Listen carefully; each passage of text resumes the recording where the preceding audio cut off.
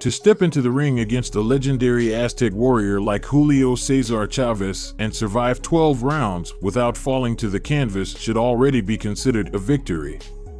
Carving a path to the top with the honest strength of his fists, Chavez, and his journey through boxing history, proved to be one of the toughest contenders any pugilist could face. However, Héctor Camacho accepted the challenge of entering the ring with the risk of losing his undefeated status to take his career and reputation to the next level. What was the result? We invite you to find out by staying tuned to the video. On the 12th of September in the year 1990, the fight between Julio Cesar Chavez and Héctor Camacho would finally take place at the Thomas Mack Center in Las Vegas, Nevada, United States. Richard Steele would serve as the referee, and Carol Castellano, Dalby Shirley, and Harry Gibbs would be part of the jury, although few fans of the sport believed that the fight would last long enough for their decision to be vital in determining the winner. The fight would mark Chavez's 9th defense of the World Boxing Council Super Lightweight title, a title that Héctor Camacho had dreamed of and proclaimed as his before stepping into the ring. A mistake that could haunt him if he wasn't as good with his fists as he was with his words. At 30 years old, Camacho entered the ring with a clean record of 41 victories, 18 of them by knockout, without having been defeated so far, and recognized as a 3-time world champion despite being a challenger. Presenting Chavez, the enthusiasm of the attendees was immeasurable. Also at 30 years old, his record already stood at 81 victories, 67 of them by knockout, without having been defeated.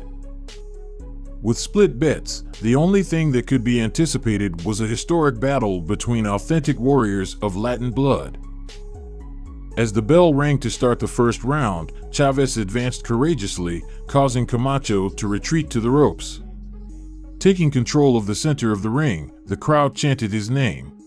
Fight isn't enough. He says if I lose to Camacho, they'll lynch me in Mexico. And yet, normally, without explicit offense, it was clear that Chavez was using intimidation techniques to send a clear message to Camacho. He should stay away and not cross the line of what Julio Cesar had claimed as his territory. Camacho is advertised as undefeated, yet in his... Chavez maintained his stance throughout the second round. With increasingly frequent attacks and the ropes behind him, the true test of Camacho's endurance had begun. He stops every once in a while and really unloads. He's got to get it. Proceeding. Yeah, certainly many times I'm sure there have been fighters that got a close range. Camacho's fighting a purely defensive fight, off for low blows from Chavez. Camacho would try to change the pace of the fight during the third round, counterattacking when he had the chance or going for Chavez's body to gain time and distance from someone who, until then, was dominating him at will. However, Chavez's combinations to hurt Camacho intensified in each round. If Héctor didn't turn things around, the winner of the match would have been determined from the first round. The fourth and fifth rounds passed, and each attempt by Camacho to move the fight to the center of the ring yielded the same result. He ended up pressed against the ropes or, in the worst case scenarios, cornered. Certainly he can do damage, especially if he catches Chavez maybe a little over anxious running into a shot. Despite throwing good punches occasionally, his performance so far wasn't enough to rely on securing a passive victory granted by the decision of the jury. With less energy than at the beginning, during the 6th and 7th rounds, Camacho had to endure much more aggressive attacks from a Chavez who seemed to come out refreshed after every episode. Done this fight, but that's not gonna, putting him in an unlikely position. To keep him off, you got to get him off. Is what he is. He's great. I think this same fight 5 years ago.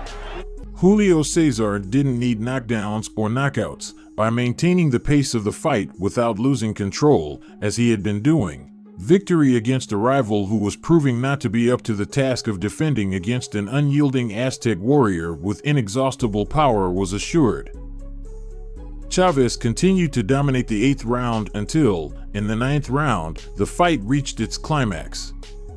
With Camacho trying to defend himself, Julio Cesar increased the pressure to make everyone in attendance tense as they thought of a knockout, seeing how Héctor was ruthlessly punished against the ropes. He's getting now, AB.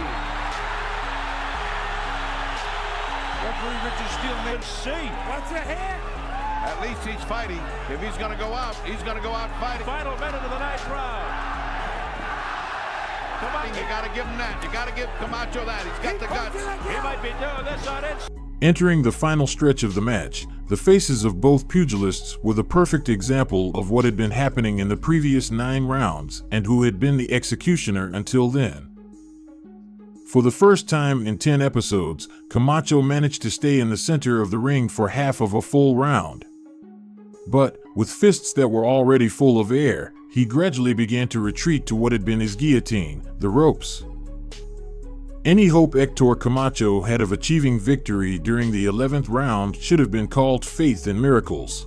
Blood on the right side of Chávez's face. cut on almost Obviously injured, the Puerto Rican could only go for the most unexpected knockout in boxing history to escape an obvious decision by the judges.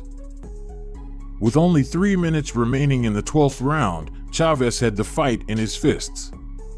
Maintaining the pace of the bout wasn't difficult for him, and he had no intention of giving Camacho control of the contest for a single second. For Julio Cesar, the last episode was a burst of power. With adrenaline at its peak, he showed no mercy to a resigned Camacho, delivering powerful combinations of blows that could knock anyone to the canvas. With the sound of the final bell, the work was already done. Everyone present knew the result, but they had to wait for the formality of it being announced by the presenter. By unanimous decision of the jury, victory, after 12 rounds fairly won, was awarded to Julio Cesar Chavez. After the fight, Camacho continued to step into the ring for almost 20 more years until he would retire after losing a match against Saul Duran by unanimous decision of the jury on the 14th of May in the year 2010.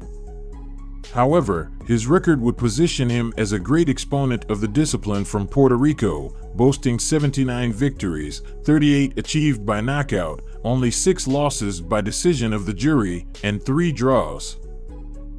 Chávez would also continue to step into the ring for 15 more years, retiring after that controversial bout against Grover Wiley on the 17th of September in the year 2005. We thank you for accompanying us to this point, and we remind you that the best way to support our content is by leaving a like and subscribing to our channel, activating the notification bell. Many debates started online after the fight about the possibilities of obtaining a different result in the match if there had been a slight variation in the weights of the boxers. Do you really think it was something that influenced the fight? We read your comments.